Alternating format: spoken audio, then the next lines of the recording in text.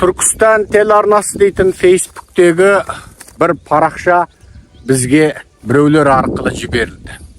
Әлгін оқысақ, Фейсбуктың Түркістан телеарнасы дейтін аккаунтында Қытай Коммунистік партиясы орталық комитетінің тікелей араласуымен және тапсырмасыменен Қытайдың мемлекеттік ұлттық бірінші телеарнасы түсірген 8 сериалдан тұратын қазақтың жігіті мен Қытайдың қызының махаббатын суреттейтін «Менің Алтайым» дейтін сериал туралы үгіт насихат басталып кетіпті.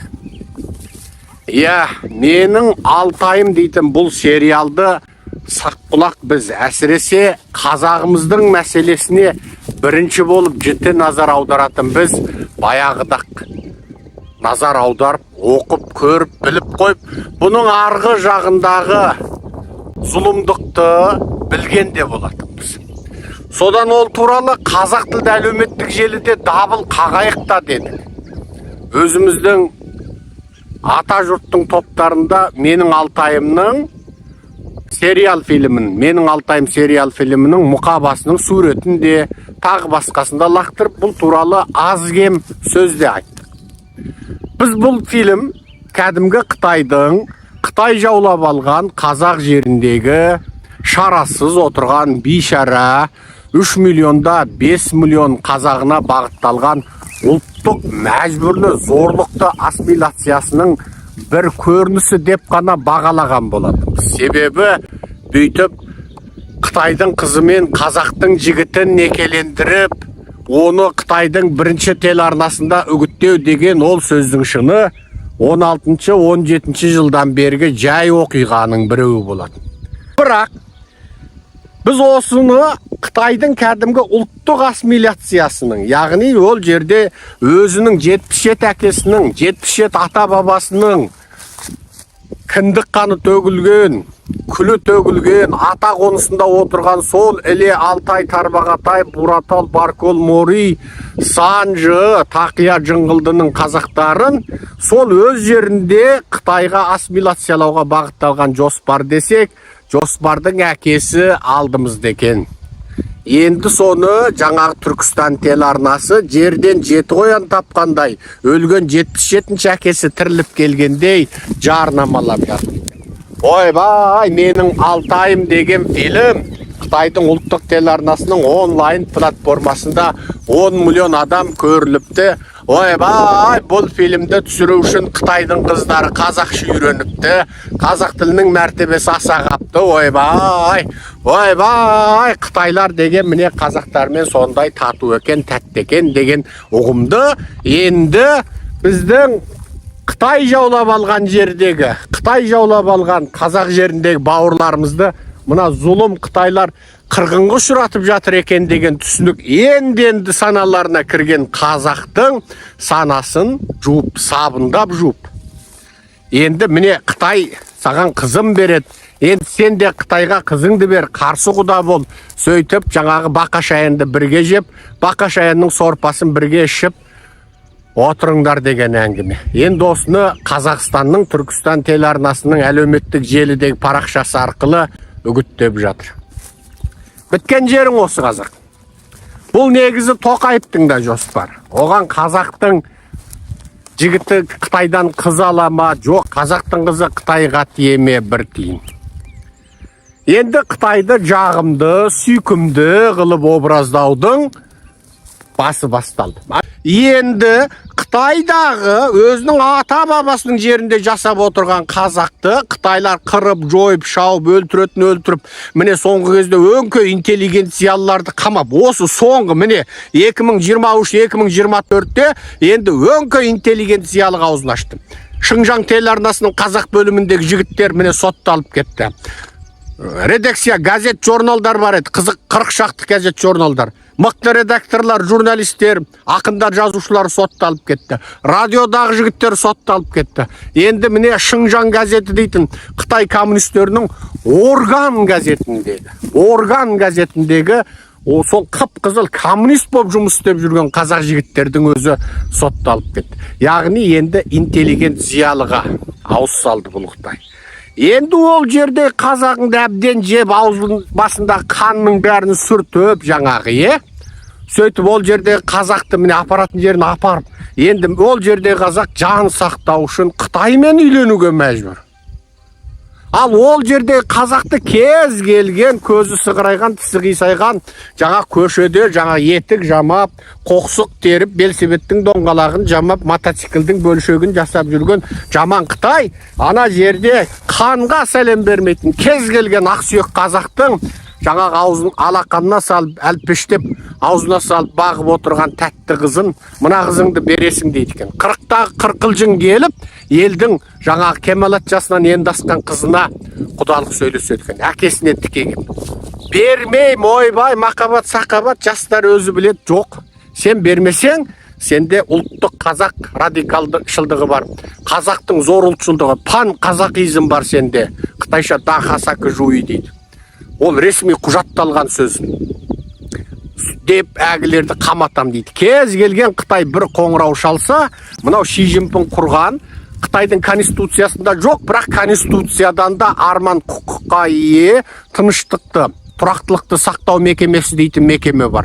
Бұл мекеме Қытайдың мемлекет құрылымында, заңда жоқ. Ондай мекеме жоқ. Полиция, прокуратура, судья, қарулы армия, қарулы полиция, қарулы армия деп басталатын күш құрылымдардың ішінде жаңағы тұрақтылық сақтау мекемесі жоқ. Бірақ Ши Цзиньпин сондай мекемені құрды. Бұл кезінде Сталин құрған жаңағы құпия полиция, секрет полис сияқты. Солар құрған НКВД-мен бірде. Енді қайтеді, кез келген қазақты тура анау-мынауға қаратпай бас салып қамайды. Әлгі мекеме. Қытайлық НКВД, Қытайша форматтағы НКВД сөйтеді. Кез келген бір қоңырау ана бәленше қызын жаңағы ұлты Қытай болғандықтан бермеді. Бітті, болды.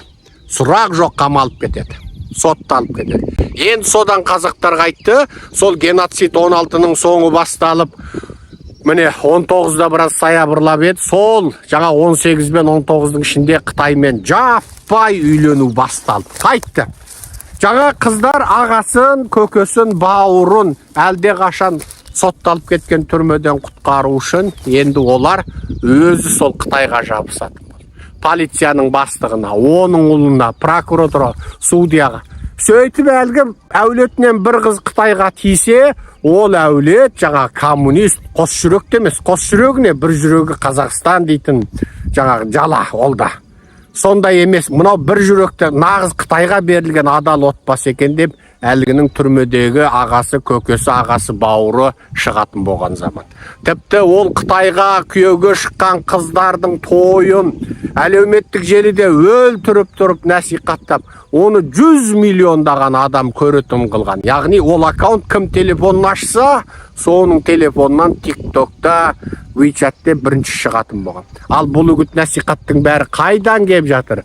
Қытайдың ұлттық істер комитетінен кеп жатыр.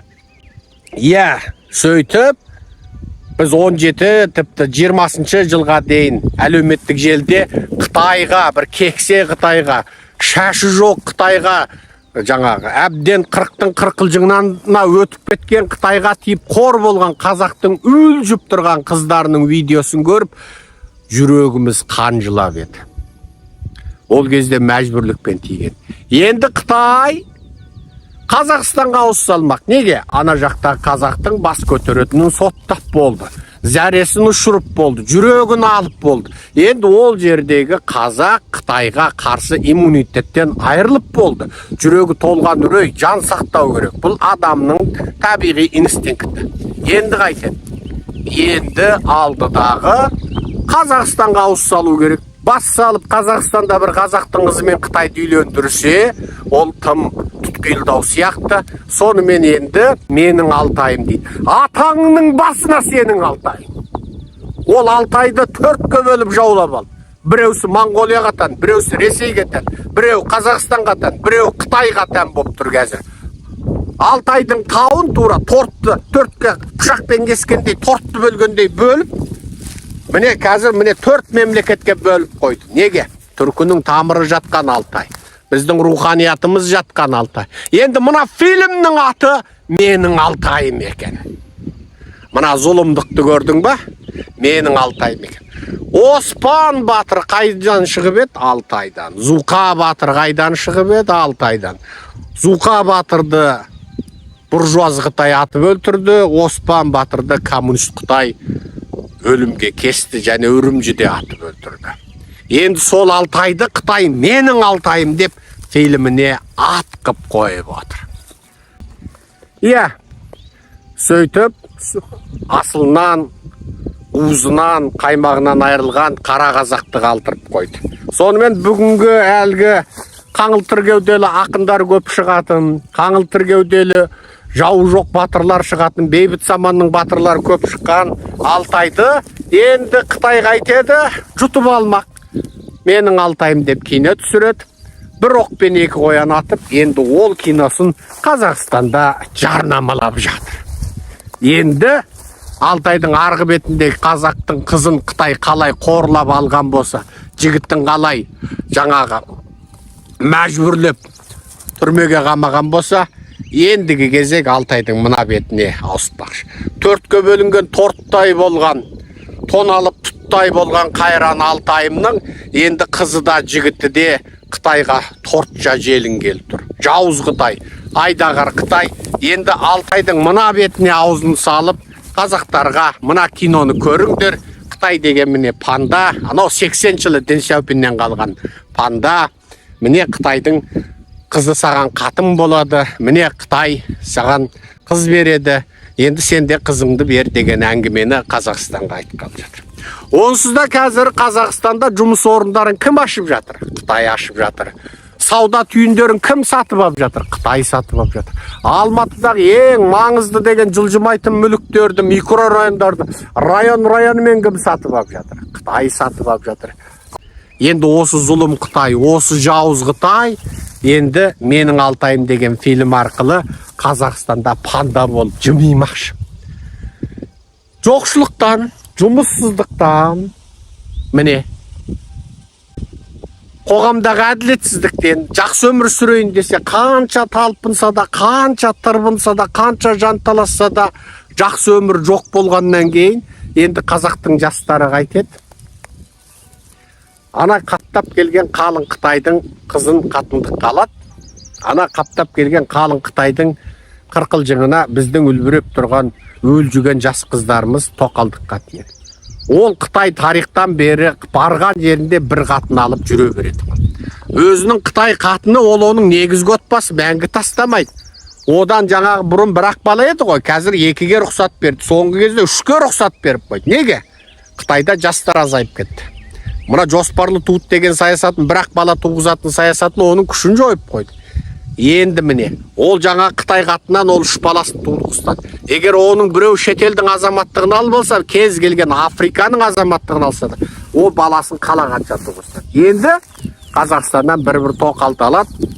Қазақ басын тау құрып, тас құрып, бір өмір жұмыс істеп ала алмайтын квартираны Қытай жай сәнге қалтасынан бір уыс ақша шығарып сатып алады да, әлгі тоқалына мә мына үйде тұр дейді. Бірақ ол квартира ешқашан оның атында болмайды. Қытайдың атында болады. Ол тіркеген компанияның атында болады. Жаңағы бейшарағы сол Қытайменен жаңағы бір-екі бала туып, сосын жаңағы тотиып отырады. Қытай ұрпағын көбейте береді.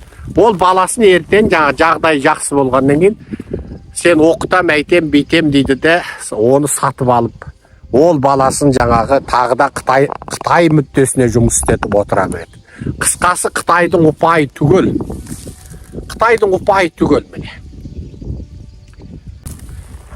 Енді осы Қазақстанда, осы Қытайдың зұлымдығы Қазақстанда жалғасады деп, енді біз тағы зарлайтын болдық қой. Ояншы қазағым.